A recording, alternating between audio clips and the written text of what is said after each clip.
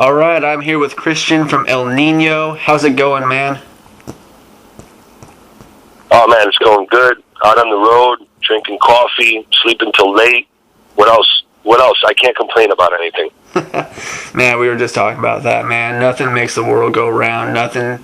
Life is nothing without a good cup of coffee. Yeah, man. I mean, without coffee, America would suck, and probably El Nino records would be way too slow. Well, then we better make sure they keep making coffee, man, because I'm liking what I'm hearing so far. Oh man.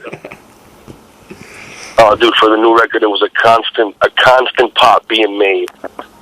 Yeah, I bet, man. Speaking of that, the new record, Epidemia, it's supposed to come out later this month here in about a week and a half. Man, how pumped are you guys to get this record out? I'm psyched to get the record out, man. It's, we haven't been, like, pushing it on too many people, but it's one of those things that I think when it comes out and when our fans get to actually hear the whole thing, they're going to trip out. The few friends that we've hung out with so far on the road, and especially before we got on the tour, we got to hang out with some friends and some, lifelong fans of the band and played them the record, and their response was flattering, to say the least, man. And I'm just humbled by the whole experience of, having our fans still, first and foremost, still remember who we are, and second of all, take to this new record as if we, began the band all over again. And I'm just psyched and I'm excited and just glad to be on the road, man. And hopefully we'll bring the music to the fans and remind them that they have to go out to the store to buy the record, or they have to order it or something, or they could steal it from their friends. But stealing from invisible people is not allowed anymore. Not on my clock. Yeah, man. To me, digital is good, but there's nothing like a fresh album CD right out of the package, man. The hard copy, there's nothing like that. You got the CD booklet, the disc. It's just there's nothing. It's the best way to go. So that's how I feel. Yeah, ripped MP3s are just. Yeah, ripped MP3s just don't have the quality that an actual good WAV file does. Especially a good dense WAV file, not something shrunk down. But the CD quality is obviously still top notch. And I guess you could download MP3s or whatever kind of files you want from iTunes. But most rips out there are MP3s, and they're really, really crappy. I would suggest to fans, if you're gonna steal it, man, steal it from a friend who's got a CD or who's got like an actual legitimate WAV files and things like that. Right. Man, this is the first record since 2010. It's pretty normal for a band to wait a year and a half, 2 years in between albums. But from what I've read, David mentioned that if I read it right, that you guys wanted to explore Latin and tribal rhythms in a way that you've never explored it. So how would you say that this El Nino record differs from past releases? Well, every record that we make, we usually have a different workflow. On the last record, we did the record on our own, but we recorded separate. In other words, the drums were done in Austin, the guitars were all done in Denver, the vocal and the bass were done by us, the percussion was done in Florida. This time around, we self-produced the record once again. Well, we did it all at our studio in New York. Well, you could call it the El Nino headquarters, our studio. We keep all our gear there. Laz and I have a recording studio and rehearsal studios there. And we've done, the last two records we've done the pre-production there. And on this last record, we did the pre-production there and recorded the whole record there. The only thing about the record that we didn't do there was Rue recorded his guitar DIs in Denver after the pre-production. And we reamped him in Hoboken, New Jersey at our studio. But exactly like what you were mentioning, I think the main thing on this record that really, really allowed us to start, or I guess begin at the same point, was early on before we started writing. I wanted to share tribal loops with the guys. And in the past, we've all written songs just out of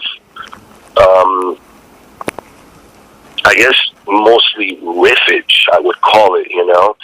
But on this record, I was kind of fearful that the music was not going to be fluid on the record if we didn't share some kind of foreground that allowed us to be on the same level, at least from a rhythmic point of view, to move forward with the writing of the record. So early on, I shared a bunch of tribal loops with the guys, and we kind of started at a good familiar place, you know, and I think that definitely allowed for us to put out a really solid, fluid album.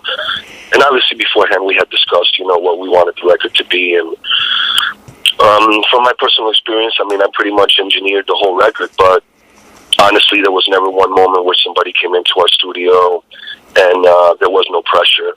You know, it was really everyone did right by the song, and everyone in the band was given the room to do what they felt was right for the song. So times before that, you know, every single record we made before this one, it wasn't such a one-on-one experience with the engineer and the person recording. So I really wanted to make that priority on this record. There wasn't a lot of people around. Nobody was pushing parts on each other. There wasn't anybody. I wouldn't allow anybody around to be like, hey, you try this, you do this, you do that. You know, I really wanted everybody in the band to really, really speak for themselves and to just do right by the song, you know. And it wasn't so much about what, you know, I would want in the song or what they would want in the song, but what does the song really need, and what do our fans really need to take away from this in order for us to give them what they need or what they want to hear. And I think we needed to go through a lot of growth and a lot of separation from each other, you know. And through the past 5-6 years, we've kind of been through a rough patch, and where our friendships weren't as solid as they used to be. We had a lot of disagreements. Writing music was always a real hassle. We could never agree with one another.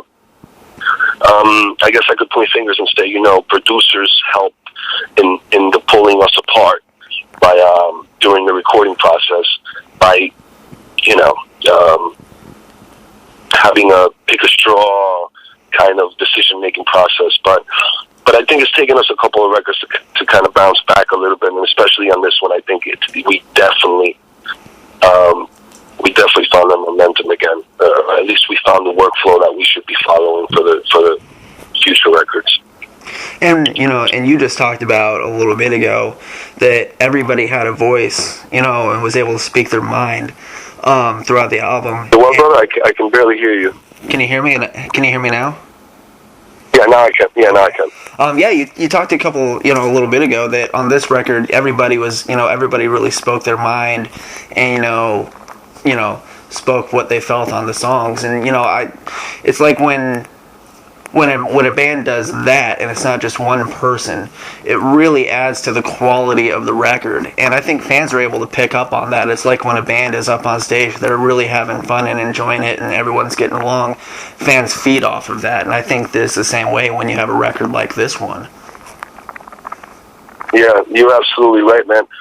You know what it is? I think that it's a lot of people forget that music is mostly emotion, and most of the people that buy music, some of them may be musicians, and they may be listening for a chord progression, or they may be listening to where the vocal melody stacks onto the chord progression and what kind of chord that is making, and perhaps the time signature and the groove of things. But at the end of the day, when people listen to music, they're taking away a feeling, and I think through the whole recording, that's all I kept saying to the guys, man, is how do you want somebody to feel when they listen to this?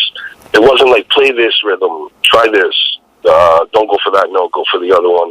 It really just was about, man, how does this make you feel, and perfect that feeling right now. And it's about a feeling, not so much about technicality, even though obviously when recording a record you have to play tight.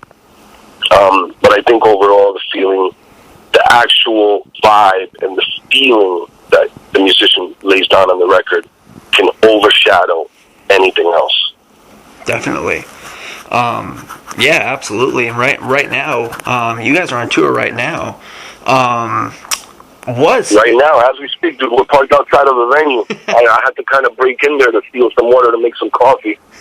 Nice. And you guys were with Static X and Immure. From what I've read, I actually just read today that Static X had to pull off the tour. Not too long Dude, you get the first exclusive interview on. You get the first exclusive interview I'm doing post Static Wayne Static dropping out of the tour. Really? But Immure's still on it though. Us, Immure, and Nine Electric are still on the tour. We're going to continue. Immure's continuing until the 13th, and then us and Nine Electric are going to actually continue the entire tour, minus a couple of dates that are going to be rebooked for a headlining run. That obviously it's completely out of our control. You know, there's nothing that we could do. If some promoters want to cancel the show because Static dropped out, or it may not be reasonable for us to even go to the town now that Static is not on the show, then we have to just make those decisions as they come along. But yeah, up until a couple of days ago, we were on tour with Static X, man, and the tour was going pretty badass. Let's just say shit happens, and you know, there are legalities to certain things, and some things couldn't continue to happen. So here we are in Shreveport. There's a festival across the street from the venue. I don't think anybody's up on the bus yet. The show tonight should be pretty badass. And I don't know. We hope for Wayne's quick recovery, and we hope he's well and can get through this rough patch in his life, man. And you know, as I said to him, you know, the day he left, man, he's a really big influence on the things that I did back in the day in my first couple of records, you know. And I really hope that we can get to tour with him again. Was it something that you guys saw coming, or was it like out of nowhere that he had to leave? No, we knew it was coming up. We knew we knew that, you know, there was going to be some cancellation at the end of the tour. Not so much with either us or Immure or Nine Electric, but we knew that, you know, Static X was going to drop out of some shows. We have to keep it hush-hush. Obviously, we want to be respectful to the band that we're touring with, and right. try to honor whatever their requests may be. But at the end of the day, you know, we're all fucking pretty sad to see him go, and we hope that we wish that he would have stayed on the tour, but we understand that there are certain things that will drive you to go back home and restructure the way you are going about your touring life. And if he needed to do that, I think I can respect that, and I really wish the best for him. Yeah, absolutely. And, you know, it's kind of like with, you know, with this last year's Uproar Festival, you know, Jacoby and Papa Roach, they had to pull out because he had some medical stuff that he had to take care of, and sometimes you just can't avoid it. But, you know, Jacoby was able to recover pretty well, and, you know, we all hope, wish Wayne the best, you know. Hopefully he's able to get out of there. Yeah, I think he'll be okay, you know. I mean, the last day that I spoke to him, he sounded very positive about doing a foreign tour, you know, like going and doing another tour sometime soon, maybe next year. So I think everything will be okay. For now, we just gotta trudge forward, man, and just, we got the record coming out, so we really can't just slack and like take time off. We have to really, really pound these songs into people. So that's what we're here to do. Right, and the record comes out October 22nd. You know, after the release, of course, you know, after this tour, you got the release. Well, what are we looking at with El Nino coming up after the release? What do you guys got going on? We're staying on the road, dude. We're going to be out on the road till close to mid-December. Wow. So, you know, we're going to finish up this run on the 28th in Ventura, California. It's a festival that's going on over there, something like that. And then I think we have like a week off, and we're beginning a headlining run right away. So we're staying on the road. Some of us aren't even going home. A couple of guys may go home for a couple of days, but other than that, you know, we're staying out here.